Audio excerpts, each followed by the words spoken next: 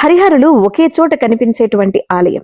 బ్రహ్మ విష్ణువులు ఒకే పానమట్టంలో పరమేశ్వరునితో కలిసి లింగాకారంలో కొలువు తీరినటువంటి ప్రదేశం. అలా కనిపించేటువంటి అరుదైన క్షేత్రమే త్రయంబకేశ్వరం. ద్వాదశ జ్యోతిర్లింగాలలో భాగంగా చెప్పుకునేటువంటి అత్యంత అద్భుతమైన ఈ పుణ్యక్షేత్రం వివరాల్లోకి వెళదాం. మొబైల్ మసాలా వారి కార్తీక మాసం స్పెషల్ ద్వాదశ జ్యోతిర్లింగాలలో భాగంగా త్రయంబకేశ్వరం గురించి తెలుసుకోవాలంటే, ఒకప్పుడు ఈ ప్రాంతంలో ఋషులు సాధువులు నివసించేవారట.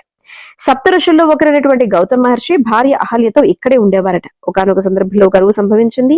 గౌతముడు తన తపోశక్తితో ఒక సరస్సును సృష్టించారు. అహల్యతో పాటు మిగిలినటువంటి ఋషిపత్నులందరూ కూడా అదే నీటిని ఉపయోగించుకునేవారు. అయినప్పటికీ కూడా గౌతమ మహర్షి దంపతుల పట్ల మిగిలిన వాళ్ళందరూ కూడా అసూయ పెంచుకున్నారు. గౌతముని ఇబ్బంది పెట్టాలి అని చెప్పి అనుకున్నారు. అందుకని చెప్పి గణపతి కోసం తపస్సు చేశారు. గణేశుడు కూడా ప్రత్యక్షమైన తరువాత గౌతమ మహర్షి వద్ద ఉన్నటువంటి గోవు చనిపోయేలా చేయమని చెప్పి అడిగితే వినాయకుడు వారించారట. అయినా వాళ్ళు వినలేదట.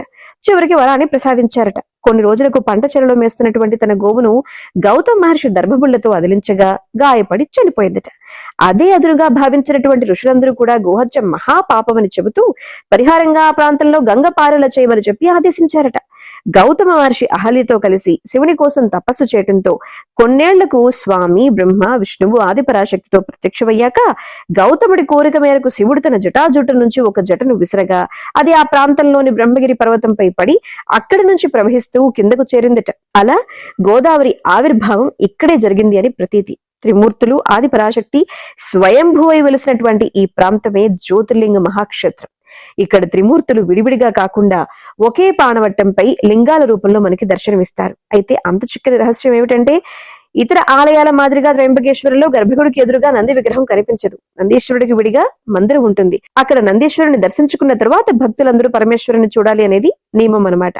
అయితే గర్భగుడిలోని పానమట్టం లోపల నిరంతరం జలం ప్రవహిస్తుంది. అది ఎక్కడి నుంచి వస్తుంది అనేది ఇప్పటికీ ఎవరికీ తెలియనటువంటి విషయం. త్రిమూర్తుల ఆశీస్సులు ఒకే క్షణం మనం అందుకోగలిగేటువంటి ద్వాదశ జ్యోతిర్లింగాలలో అత్యంత ముఖ్యమైనటువంటిదే ఈ త్రయంబకేశ్వర క్షేత్రం.